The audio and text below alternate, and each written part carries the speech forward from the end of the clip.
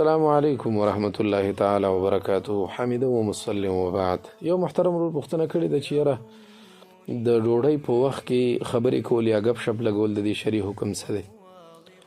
جناب عالی غپ شپ په خپل ځای باندې دی، هغه باندې به خبره وکړو، لیکن د ډوډۍ په وخت کې خبرې کول دا سنت دي او دا د جناب اکرم صلی الله علیه وسلم مبارک نه ثابت دي.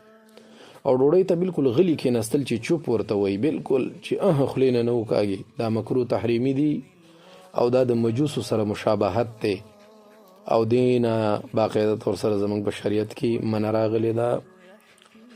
د خبرو کول دا نبی اسلام نه ثابت دي. بخاری دویم جلد صحیح بخاری کتاب احادیث الانبیاء دی، باب قول الله تعالی ان ارسلنا نوحا الى قومه ان انذر قومك من قبل ان ياتيهم عذاب اليم. غټ باب دی. هغه کې د حضرت ابو هريره رضی الله عنه روایت دی، كنا مع النبي صلى الله عليه وسلم في دعوه فرفع اليه الذراع وكانت تعجبه فنهس منها نهسة وقال انا سيد القوم يوم القيامه. وګورئ حدیث د شفاعت پکې دی.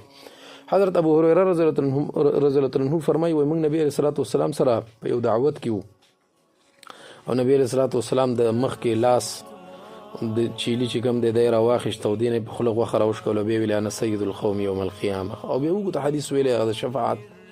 نو دا وګوره نبی عليه الصلاه والسلام ډوډۍ هم خوړه او خبرې هم کولې. دا قرنګي صحیح مسلم کې روایت ده د جابر ابن عبد الله، صحیح مسلم کتاب الاشربه ده، دویم جلد کتاب الاشربه ده، باب فضیلة الخل والتقدم به. دې کې جابر ابن عبد الله رضی الله عنهما فرمایي نبی رسول الله صلی الله علیه وسلم یو ځل منکر راغی، موږ نه پوښتنه وکړه ترکاری بوي، نو چې وی قتل د ترکاری د لپاره بل څه شینو مگر صرف سرکه و سرکه. نو بیا نبی صلی الله علیه وسلم هغه سرکه خوړله او ویلې به نعم الادام الخل نعم الادام الخل. دا وګوره نو د نبی علیه الصلاه والسلام نه په دې باندې خبرې باقاعده طور سره ثابت دي چې څه مسله نشته.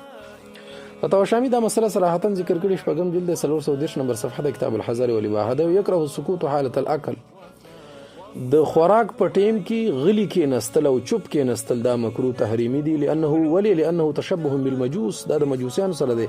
اصل کې مجوسیان د دې رزق د ادب د پاره چې مجوس وای، مجوس خو پیژنئ آتش پرست چې د اور عبادت څوک کوي، هغه چې کله ډوډۍ ته کینی هم نه کوي، ځکه دا د ډوډۍ بې ادبي ده. نو دا وګوره نو که یو سړی ورته غلی ناست دی او پخ پخ کوي، نو دا یو قسم ته د مجوس سره مشابهت دی، دا ښه خبره نه ده. دا قرنګې دا مسله باقاعده طور سره فتاوی هندي حل کړې ده، پنځم جلد 345 نمبر صفحه ده. یکره السکوت حالة الاکل لانه تشبه بالمجوس كذا في السراجيه ولا يسكت على الطعام ولكن يتكلم بالمعروف وحكايه الصالحين كذا في الغرائب.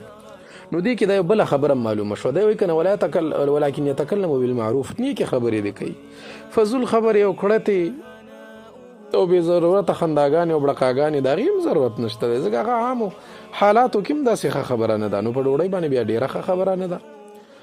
او دی وایي چې حکایات الصالحین مطلب دا دی چې د بزرګانو نیکانو او د دې خلکو تذکرې دې پکې کوي او بالکل دې خبرې کوي، خو غلی دې نه کینی. دا مسله جامع الفتاوا ذکر کړي، اتم جلد 255 نمبر صفحه دا کانی پینی کے بیان.